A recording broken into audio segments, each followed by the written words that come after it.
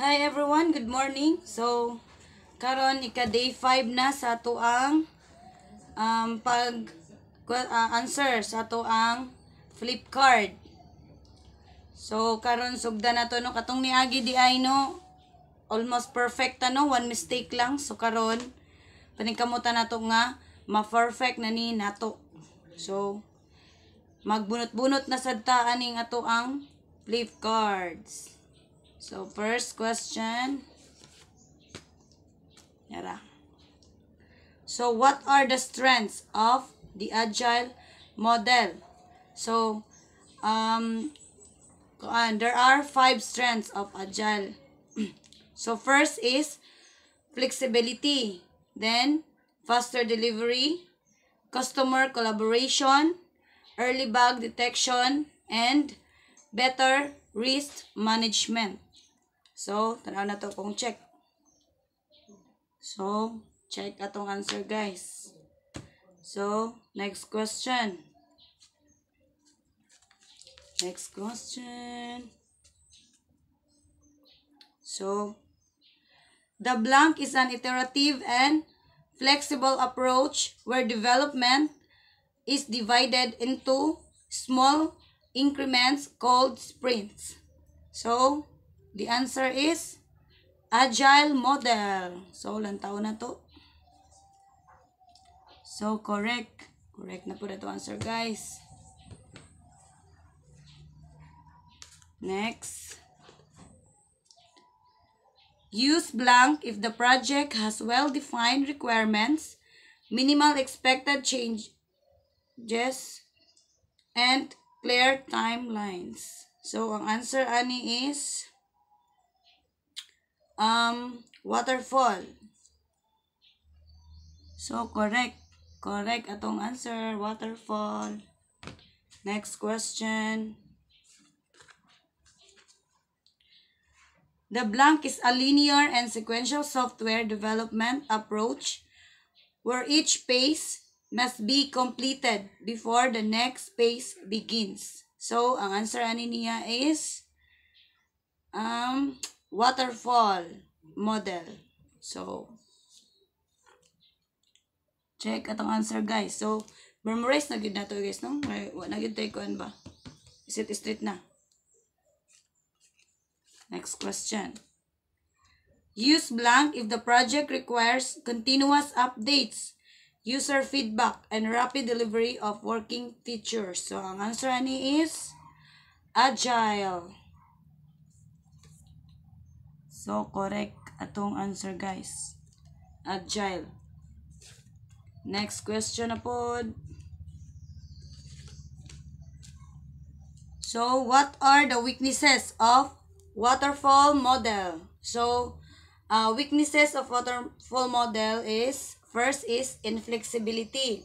Then, slow adaptation to changes. And late testing. And last is not ideal for uncertain requirements. So, now na to, guys. So, check atong answer. So, as you can see, no, check atong answer. Again. Next question.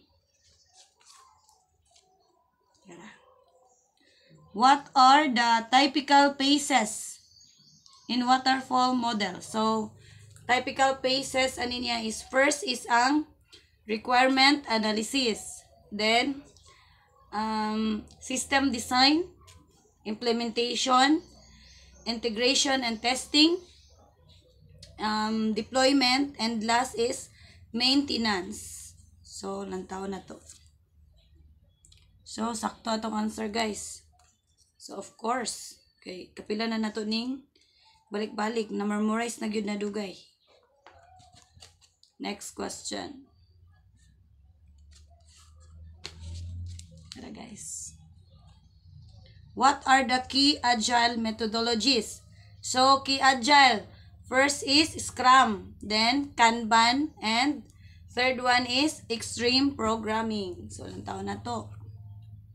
So, check na po na to answer, guys. Wala na, guys. Hindot na kayo ang kuan. Hindot na kayo itong answer. Answer ani kay murag ma-perfect na gid siguro ni ron. Next question. Differentiate waterfall and agile in terms of flexibility. So, in flexibility, waterfall is low, while ang agile is high. So, check atong answer, guys. Check. So far, wa pa tayo mali, guys. How do waterfall and agile approaches differ in terms of time to market, approach, and testing? So, sa time to market, ang waterfall is longer, while ang agile is faster. Sa approach is, ang waterfall is sequential and structured, while ang agile is iterative and flexible. And in testing phase is, so ang waterfall is done after development is complete, while ang agile is continuous throughout development. So lantaw na to kung check atong answer. So sakto atong answer, guys. So sakto. Check again. Then, next question. So, gamay na lang, Jude. Next question. Compare the waterfall model and agile model in terms of change management. So, change management. Ang waterfall is difficult and costly, while ang agile is easier, adaptable. So, answer. So, correct na po na itong answer, guys. So, pat na lang. What are the strengths of the waterfall model? Strengths. So, waterfall model is clear structure, predictability, good for large project, and easier to manage. Hello, guys. So, sakto na po na ito answer. Next question. What are the differences between waterfall and agile model in terms of project size suitability?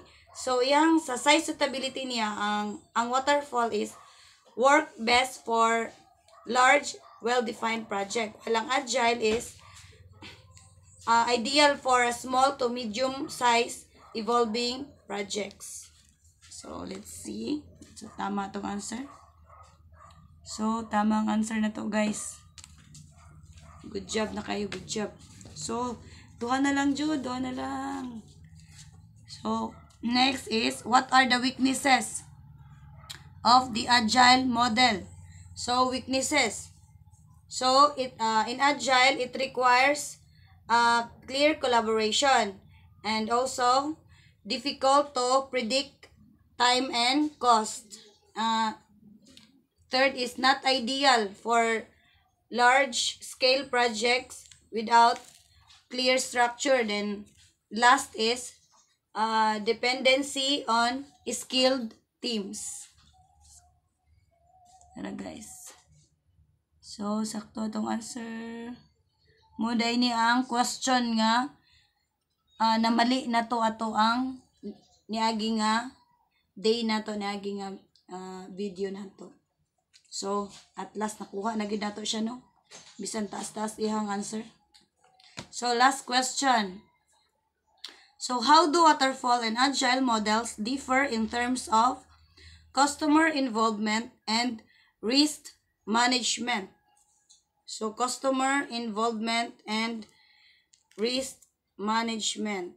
So, sa waterfall is minimal mainly at the start. While ang agile is continuous feedback and collaboration. So, sa risk management, ang waterfall is high risk due to late stage testing. While ang agile is lower risk due to frequent iteration. So, mali ang answer, guys. So, correct atong answer. So, perfect. We've got a perfect score. So, makahappy kayo, no? Kaya nga to ang day 5 is at last na perfect na gyud na to ang 15 questions. So, that's all for today. Thank you. Be kind.